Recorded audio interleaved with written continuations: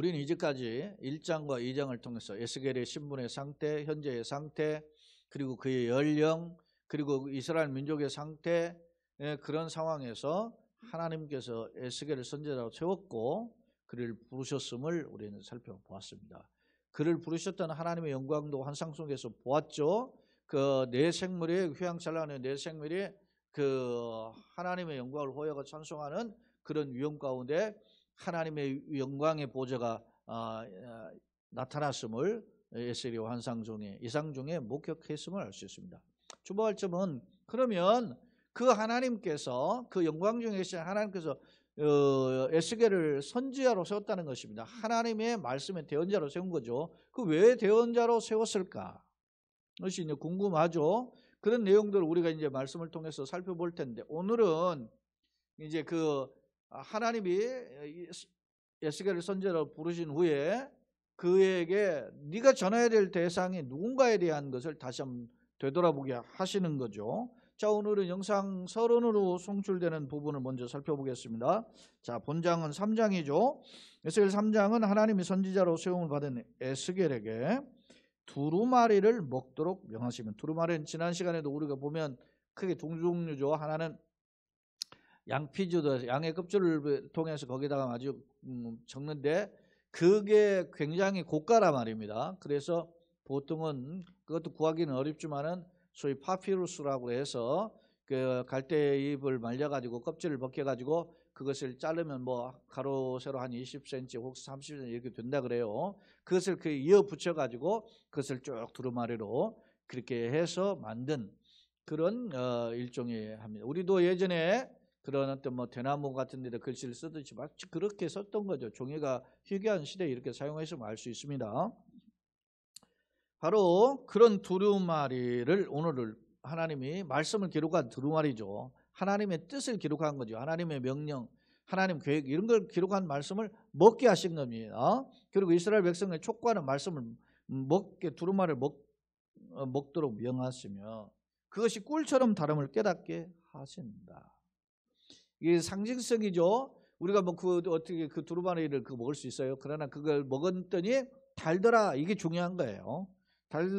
꿀처럼 달다. 이게 무슨 뜻인가? 이는 어려움 속에서도 사명을 감당해야 함과 그 사명을 감당한 그 선지자 임무가 꿀처럼 달다. 생명의 양식과 같다. 우리가 뭔가 음식을 먹고 참 잘 먹었다 그러잖아요. 그냥 하나님의 말씀이 생명의 양식이다라는 점을 보여주는 일종의 역설적 표현이라는 거죠. 그렇다면 말씀의 선포의 대상은 누군가? 이 에스겔이 가서 전해야 될 하나님의 두루마리를 먹고 가서 전해야 될 생명의 양식을 전해야 될 대상이 누구냐 말입니다. 그들은 이미 이마가 마음이 굳은 자, 이마가 굳었다 마음이 굳었다는 말은 어떻게 해요? 교만하다, 말씀을 듣지 않는다, 이런 어떤 영적 교만이죠. 그런 실제적으로 하나님 떠나 있는 백성들을 가리키는 표현인데요. 그들을 가리키는 자들로 선지자의 말을 듣지 않을 것임을 경고하며 그럼에도 불구하고 듣지 않으면 어떻게 합니까? 속상하죠. 화가 나죠. 그냥 알아서 뭐 마음대로 해 이렇게 할 수도 있겠지만 그러나 오늘 하나님 말씀을 통해서 선지자에게 주시는 말씀의 교훈이 뭡니까?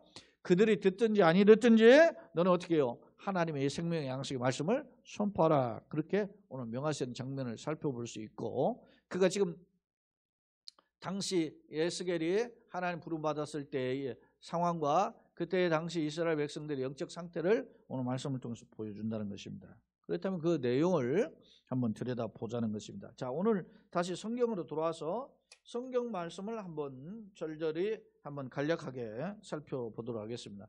다른 시간보다는 말씀의 구절이 좀 많기 때문에 우리가 좀 간략하게 살펴보겠습니다. 또 그가 내게 이르시되 하나님께서 말씀하시는 거죠. 영광의 보좌 가운데 음성이 나서 지금 말씀하시는 거죠.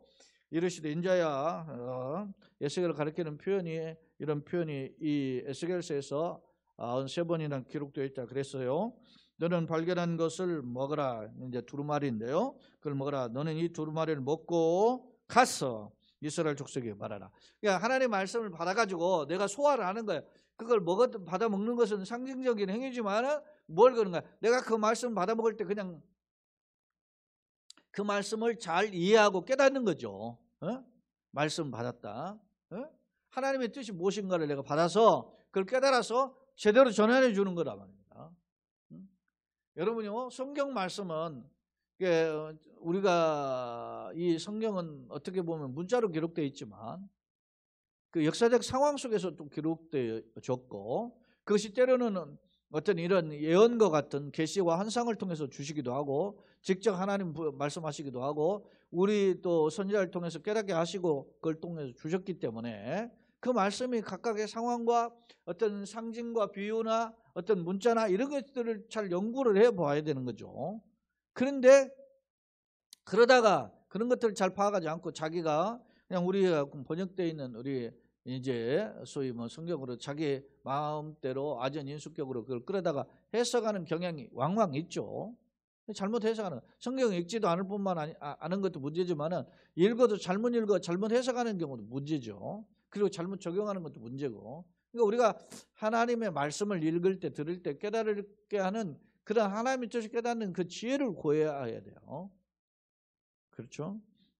자, 그렇게 하시기로 내가 입을 벌리니, 하나님께서 그에게 두루마리를 내게 먹이셨죠. 그런데 그 말씀을, 두루마리 말씀을, 기록된 말씀을 이제 먹으니까 내게 이르시되, 인자야, 내가 네게 주는 이 두루마리를 내 배에 넣으며 내 창자에 채우라 하시게, 내가 먹으니 그것이 내 입에서 달기가 꿀 같더라. 꿀은 일종의 복과 은혜 이런 걸 상징하죠. 양식이죠. 귀한 거죠. 그것을 보여주고 있습니다. 자, 오늘 1, 2, 3절의 말씀은 하나님의 명령대로 에스겔이 두루마리를 먹었더니 그 입에 달걀가 꿀과 같았다라고 소개하고 있어요. 이 말은 뭡니까? 에스겔이 지금 하나님 말씀에서 대언자인 선지자로 세움 받았잖아요. 소명을 불렀는데 내가 뭘 해야 돼요? 그걸 해야 될 일이 이제 사명이잖아요. 근데 그 사명이 뭐냐면 하나님 말씀을 전하는 거다. 근데 그 말씀을 들어보니까, 먹어보니까 달더라는 거예요. 이 말씀은 하나님, 이 에스겔 선지자가 전해야 될 하나님의 메시지가 어떻게요? 내용을 사실은 들여다보면 뭐가 되어 있어요? 이스라엘 백성 회개하고 돌아오라, 그렇지 않은 심판이다 라는 거지만, 비록 심판의 경고지만 뭐가 달려 있어요? 생명의 꿀과 같이 탄 생명의 양식이라는 거. 사랑하는 여러분, 우리가 뭐 여러분 그런 말을 했죠. 양약은 고구하고 충어는 여기하다. 양약, 좋은 약은 고구, 고통스럽다, 괴로울 꽃자, 입구자 입에 쓰고, 충어는 여기하다. 충성스러운 간언의 말은 여기 거슬릴 역자, 귀자자, 귀에 거슬린단 말입니다. 좋은 말은, 충고의 말은 말이 듣기 싫어해 사람들은. 뭐 사람들이 아니, 다 그 사람들은 저도 봅니다. 다들. 근데 이것을 잘 듣는 사람이 그렇게 하는 거예요. 제가 요즘 뭐 군대 관련되는 그런 프로그램들을 보면 뭐 이게 이제 뭐 서바이벌 형식으로 막 이렇게 경쟁하는 프로그램도 있는데, 이제 관련된 것을 이제 유튜브를 이렇게 보다 보면은 그 사람들이 과거에 훈련받았던 이런 그런 내용들을 소개하는 내용들이 있어요. 그렇다 보면 실제 훈련한 장면들을 이런 뭐 했던 장면들 사진을 찍었다든지 아니면 동영상을 올려내 내용이 있는데, 거기에 보면 그런 내용이 있더라고요. 막 힘들게 아주 고통스러운 일종의 체벌을 하는 거죠. 훈련이 그렇게 몸을 학대해요. 짜증나고 화가 날 정도로 막 해요. 그러면 그게 얼굴의 표정에 나타난다는 거예요. 그러면 더 막 그러면 야 참아라 이렇게 격려하지 않고 오히려 더 막 푸시를 가해요. 그러면 반발하면 그냥 퇴소를 시켜요. 너는 훈련받을 자격이 없다는 거예요. 그 1순위가 뭐냐면, 훈련받을 사람, 고통과 이런 고난을 견디는 그런 1순위는, 예를 들면 바닷가에 가가지고 머리를 바닷가에 박고 뒷짐을 지고서는 엉덩이 들고 뒷짐을 지고, 소위 뭐 원산 폭격이라는 그런 것을 하죠.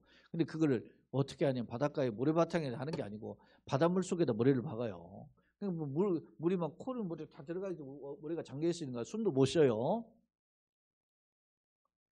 그러면 어떻게 합니까? 못 견디니까 어떻게 일어나겠죠. 일어나면 탈락이라는 거예요. 그러면 어떻게 해야 돼요? 끝까지 그러면서 거기에 나오면은 그 실제 훈련을 받던 사람들 보면은 어떤 사람이 탈락 안 하냐면 그 훈련을 받다가 기절을 하는 사람은 탈락을 안 한다. 죽을 각오를 한다는 거죠. 그런 사람들은 못해도.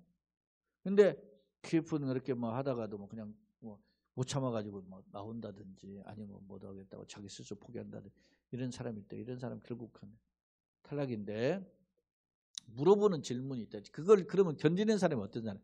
그러니까 마음의 준비라는 거예요. 그걸 또 인석으로 결부를 시키던데. 자, 여러분. 하나님의 말씀을 우리가 들을 때 어떻게 다 좋겠어요. 가문 이설과 같이. 응? 가문 이설이 뭡니까? 내게 말이지 욕하는 말은 말이지 달콤한 거예요. 귀에. 응? 달콤해. 그러나 하나님의 말씀, 지금 이스라엘 백성들에게 전해야 될 대상이 이스라엘이잖아요. 이 선지자 에스겔을 통해서 가서 뭐라고 전해놨겠어요? 지금 이스라엘 백성이 어떤 상태예요? 에스겔이 지금 어떤 상태예요? 지금 포로에 끌려온 사람이잖아요. 언제?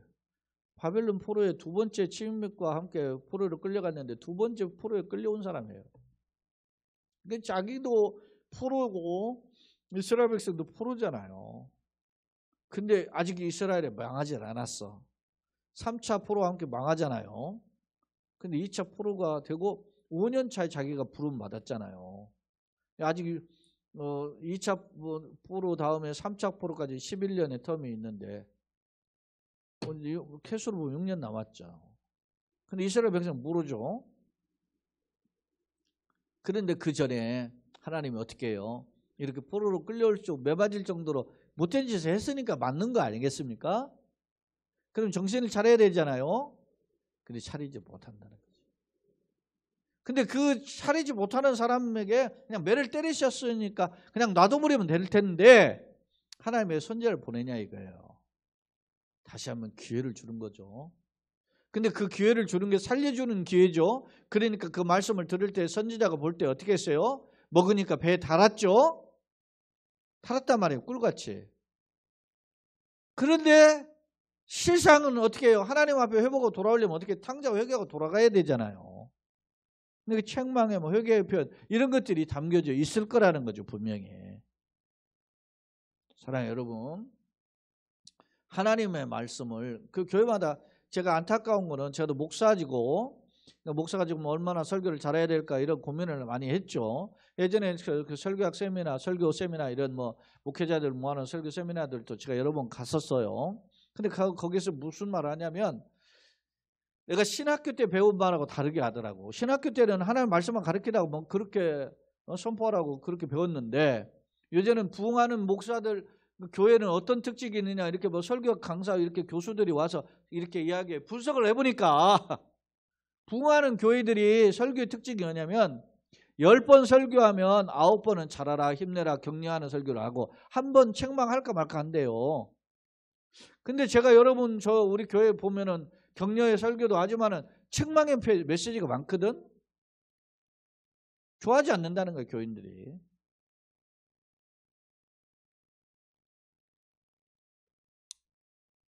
안타까운 거죠. 우리 사회가 어떻게 흘러가는지. 자, 다시 한번 이제 돌아와 봅시다. 4절. 그러면 이스라엘 백성이 어떤 상태인데?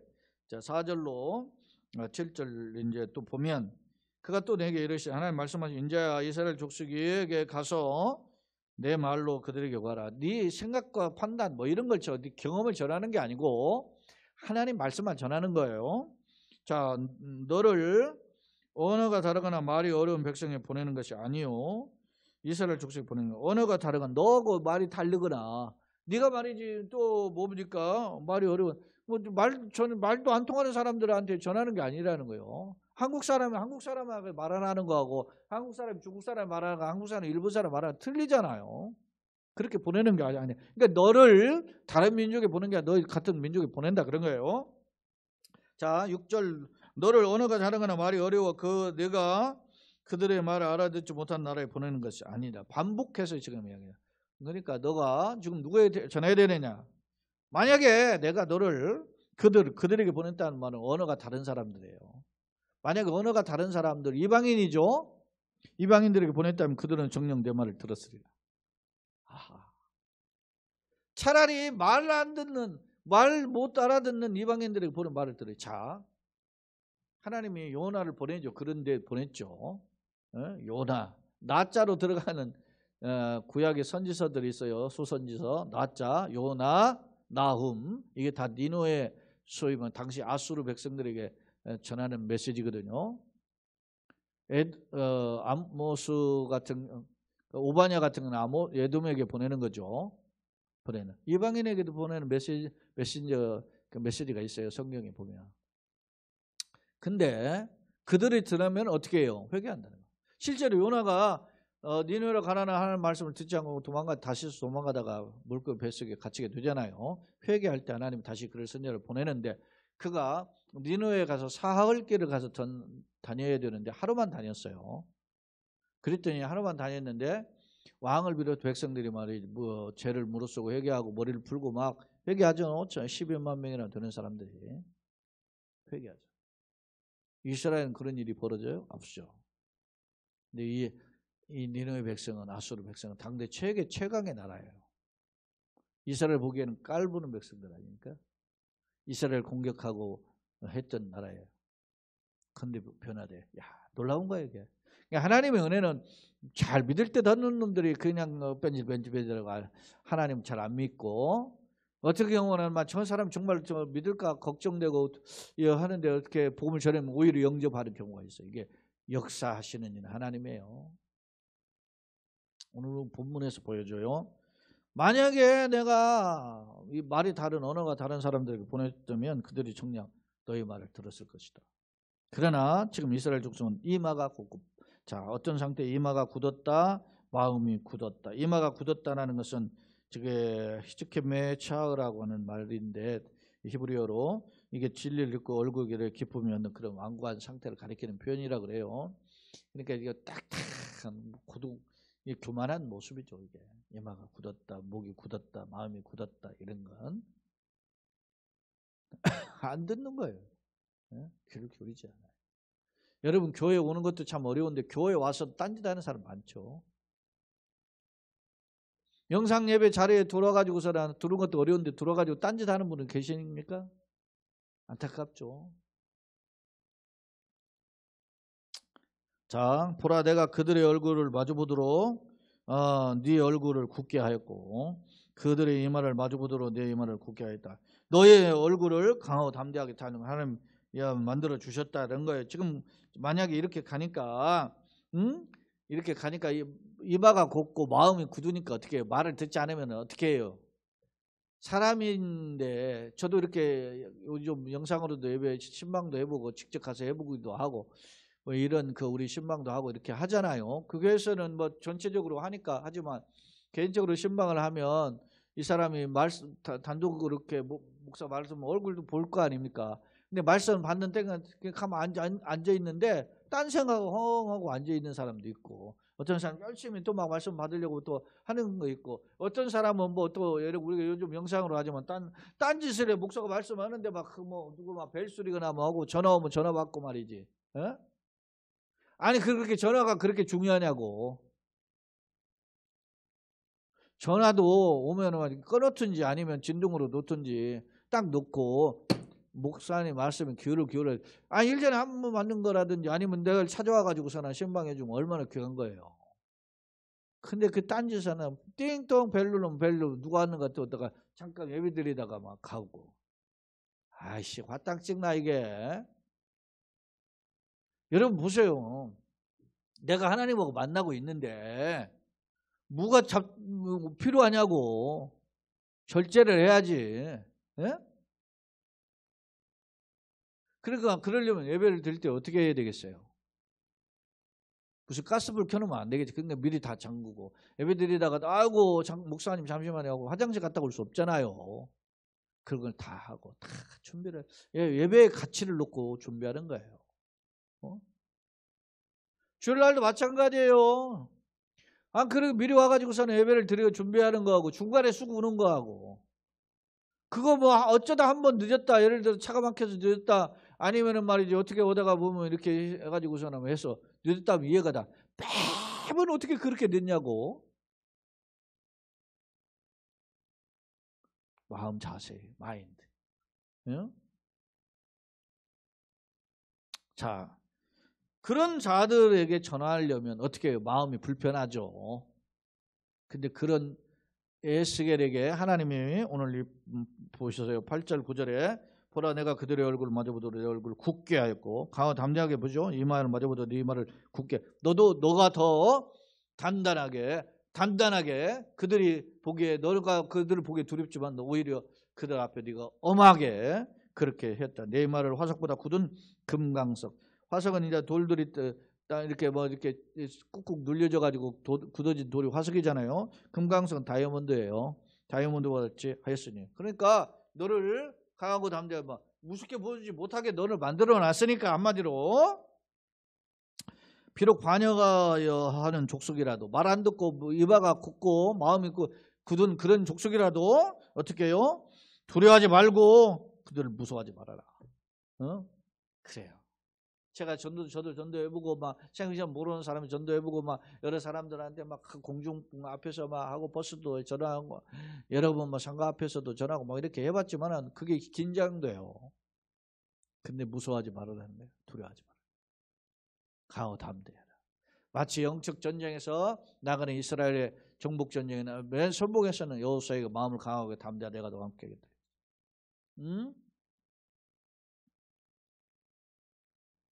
자 10절 또 내게 이르시되 10절 11절입니다. 인자야 내가 네게 이를 모든 말을 내 마음으로 받으며 귀로 듣고 마음으로 받고 귀로 듣는다는 것은 열린 마음 오픈 마인드죠. 하나님 말씀을 잘 받았습니다.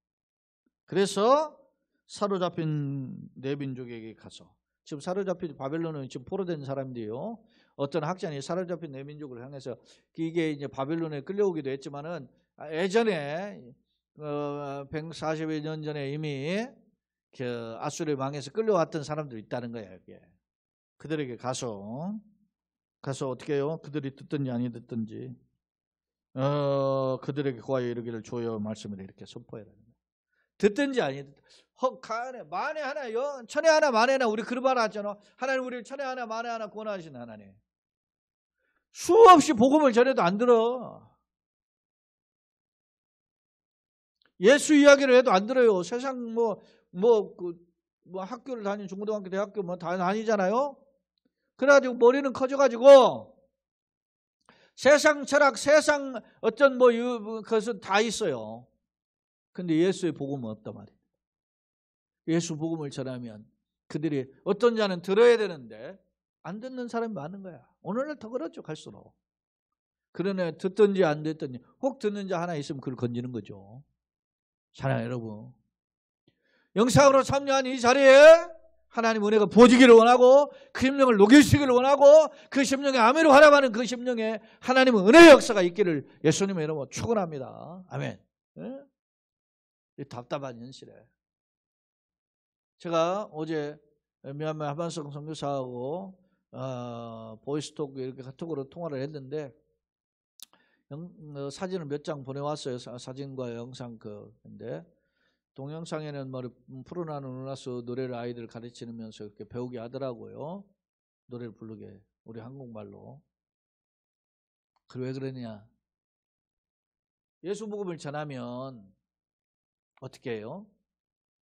바로 기독교를 반대하고 하니까 저 사람 말이지 기독교 복음 전하는데 이렇게 핍박하니까 이제 어떻게 해요? 음악을 가르치면서 하나씩 신압으로 복음 전해. 지혜죠. 이 어려운 상황에 다 나오고 지금 해서 미얀마 들어갈 수도 없고 지금 미얀마 문은 조금 열렸다더라고. 근데 다시 미얀마 같은 경우는 군부 독재가 해가지고 지금 1년여째 오잖아요. 지금 쿠데타를 일으켜가지고 그런 상황에서 또 복음을 전한다는 거 귀한 거죠. 제 친구지만 참 귀하다. 사랑하는 여러분, 때를 얻든지 못 얻든지 듣든지 아니든지 말씀을 전하는 그 사명을 오늘 지금 하나님께서 이 선지 에스겔에게 하고 있죠. 자, 그때 에스겔이 어떻게 했었냐? 이렇게 하나님이 할 때 에스겔의 상황을 엿볼 수 있잖아요. 이렇게 하나님 메시지가 들려지는데 환상 속에 들려지죠. 그때 내 주의 영이 하나님의 성령이죠. 성령께서 나를 들어 올리시는데 내가 내 뒤에서 크게 울리는 소리를 들으니 거기에서 이제 음성이 들리는 거요. 찬송할지어다 여호와 영광 그의 젖으로부터 나오는다. 하나님을 경배하고 찬송하는 그 천군 천사의 소리가 들리는 거죠. 이는 내 생물들이 날개가 서로 부딪히는 소리와 생물 곁에 바퀴 소리가 크게 울리는 소리다. 그러니까 그 하나님의 영광을 호위하는 내 생물이 있었죠. 그리고 그 내 생물이 하나님의 영광을 따라서 바퀴가 달려서 막 움직이는 것처럼 보였잖아요. 그런 그 소리와 함께 음성이 들렸는데 그 음성이 뭐냐면 찬송할지어다 여호와의 영광이 그의 젖으로부터 나온다. 자, 여러분, 우리가 이 세상 것을 왜 못 놓습니까? 세상 것이 크고 제일이고 축복이고 능력인 것처럼 보이니까. 그러나 세상까지 별 볼 일 없이 있다는 것을 깨달으면 하나님의 영광을 보면 놓게 돼 있어요. 하나님의 영광을 모르니까 세상 걸 우리가 못 놓는 거야. 그래서 그럼 우리가 하나님의 영광을 보여야 되는데 왜 못 봅니까? 죄가 가로막았어요. 세상의 죄, 안목의 정욕, 육신의 정욕, 일생의 자랑이 하나님의 영광을 가로막아요. 왜? 하나님 거룩하신 분이기 때문에. 그래서 하나님, 내가 하나님의 영광을 볼 수 있는 영안이 열릴 수 있도록 도와주시옵소서. 그러면 어떻게 해요? 내 자신을 돌아보게 되는 겁니다. 내가 어떻게 살았는가? 내 은행의 심사가 어땠는가? 내가 하나님을 사모하고 살았는가? 아니면 내가 세상을 잠깐만 시궁창 같은 것만 쫓아가진 않았는가? 돌아보면서 회개가 되는 거예요. 그래서 하나님 나를 불쌍해. 다시 한번 은혜를 부어주세요. 하나님하고 맛보고 하나님의 은혜를 붙들리게 살며 도와주시옵소서. 이렇게 기도하게 되는 겁니다. 그럴 때 하나님께서 응답하십니다. 자, 여러분, 이 어려운 이 세파를 살아가는데 힘이 든가 합니다. 여러분에게 주님이 함께 하시고 돌보시는 은혜가 있기를 원합니다. 호흡 한전 세파 하나까지 간섭하시는 은혜가 있어야죠. 그런데 그런 상황 속에서 우리가 이렇게 살아가는 그런 상황 속에서 하나님을 바라볼 수 있는 믿음의 눈이 열리고 하나님을 다시 한번 하나님과 교통의 관계가 회복이 되는 역사가 있어야 되는 것입니다.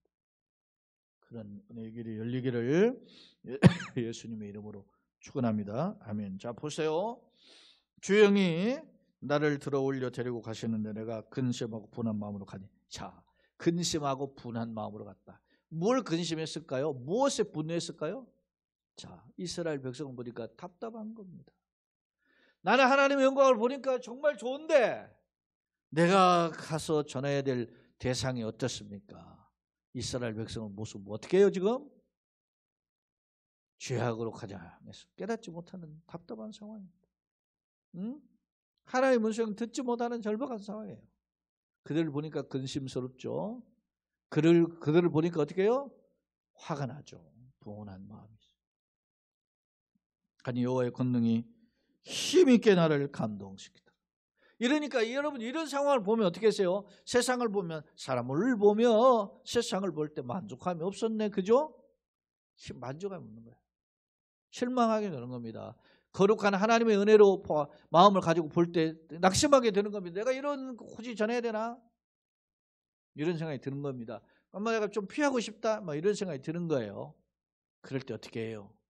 하나님의 권능이 나를 힘있게 감동해야 될까? 예? 나를 주장하셔야 나에게 힘을 주셔야 내가 복음을 전할 줄로 믿습니다. 그런 용기와 힘을 하나님 부어주셔야 되는 겁니다. 오늘 새벽에도 이야기했죠.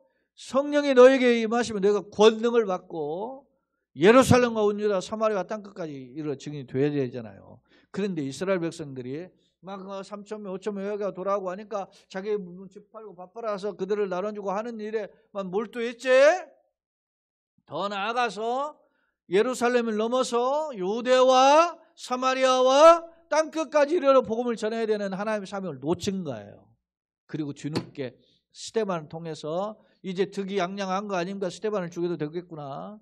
그렇게 하고 막 사람들이 말이지 이제 사람들을 잡아다가 막 교회 성도를 잡아다가 감옥에 가두고 이렇게 하니까 막 이제 도망가게 되는 거죠. 이 핍박에서 피하려고. 마치 뭐 우크라이나에서 전쟁이 일어나고 피난 가듯이. 근데 그 피난을 떠난 사람들이 그냥 가지 않고 예루살렘을 떠나가지고 다른 동네 이방 땅처럼 여기던, 이스라엘은 본래 이스라엘 땅인데 이방 땅처럼 여기면서 상종하지 않았던 사마리아의 지역에 가서 복음을 전했던 그 성이 예수를 믿었다. 할렐루야. 그 내용은 이제 내일 새벽에 살펴보게 될 겁니다. 사랑하는 여러분, 우리가 가지고 있는 은혜 힘들죠. 선교를 하려면은요, 내 시간도 내야 되고 어떤 물질도 드려야 되고 어떤 말이지 사람들한테 말이지 막 비난의 소리도 들어야 되고 이렇게 하면서 막 다 해야 돼요. 그러면 어떻게 돼요? 내 힘으로 어려워요. 그러니까 하나님의 신에 감동되어야 됩니다. 하나님의 영에 감동되어서 전해야 됩니다. 자, 이렇게 하나님 감동되어서 있을 때 이에 내가 델아비브에 이르러 그 사로잡힌 백성 그 그발강가에 거주하는 자들에게 나아가 그 중에서 두려워 떨며 7일을 지냈다. 이 델아비브는 그발강가에 있는 언덕이 델아비브인데 내가 자기가 그발강가에 있다가 지금 그 언덕에 7일 머물면서 있다가 사로잡힌 백성, 자기 동포죠. 지금 노예로 끌려온 백성들을 향해서 이제 나름대로 거기서 뭐 노예생활을 하든지 아니면 이게 일정의 거주지를 거쳐서 생활하는 그런 사람들에게 찾아가서 하나님 말씀을 전하게 된 거예요. 자, 이제 그 다음에 이제 내용은 우리가 다음 시간에 또 살펴보도록 하고요. 자, 두 번째 화면입니다. 말씀을 오늘 간략하게 제가 한 4달락으로 정리해봤어요. 먼저 1절로 3절은 에스겔이 두루마리를 먹었더니 꿀과 같이 달았죠. 이것은 꿀처럼 달았다라는 것은 하나님의 심판이 기록되어 있는 경고지만 그러나 민족을 살리는 생명의 약속이다. 이걸 보여줘요. 4절로 7절은 하나님은 이마와 마음이 굳은 이스라엘 백성의 상태를 보여줘요. 이방인들이 차라리 저는 이방인 복음을 영접했을 텐데 이스라엘은 듣지도 않아요. 그런 완고한 그러한 심령의 상태를 보여줘요. 자, 그러면 어떻게 합니까? 내가 전하면은 막 그들이 받아들여야 되는데 그렇지 않으니까 좀 낙심하게 될 거 아니에요? 그러나 선지자는 환경에 흔들리지 말고 듣든지 아니 듣든지 오직 하나님의 말씀을 전해야 된다라는 점을 강조해요. 그리고 선지자는 어떻게 해요? 그 하나님의 말씀이 못 들리고 영혼을 사랑하는 마음으로 달려가야 되는 거죠. 마지막으로 12, 15절에는 에스겔이 당시에 하나님의 영에 감동되어서 있었음을 알 수 있어요. 이 사명을 감당하는 일은 내가 하나님의 영에 감동되지 않으면 못하는 겁니다. 자, 세 번째 역경에서의 선지자의 자세는 뭐냐? 첫째, 하나님께 대한 자세, 대신관계의 자세죠. 말씀에 대한 태도는 어떻게 해요? 그 말씀이 생명의 그 말씀을 꿀처럼 단다라는 확신이 있어야 되고, 두 번째, 하나님의 영에 붙들려야 이 사명자로서 살 수 있다라는 것입니다. 그러니까 환경에 붙들리면 넘어져요. 그러나 하나님의 손에 붙들리면 승리해.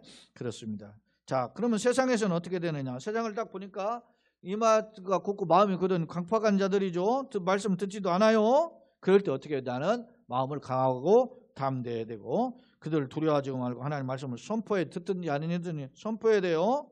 그리고 하나님의 성령에 충만해서 하나님의 말씀대로 살아야 된다는 것입니다. 결론입니다. 본문에서 하나님은 만일 불신자 이방인에게 선지자를 보내서 말씀을 선포하게 했으면 만약 그들이 순종했을 것이라는 점을 상기해요. 그만큼 반대적으로 이스라엘 백성, 하나님 백성인데도 불구하고 말씀 많이 듣는 강팍한 자들이었다, 완악한 자들이었다라는 걸 상기해요.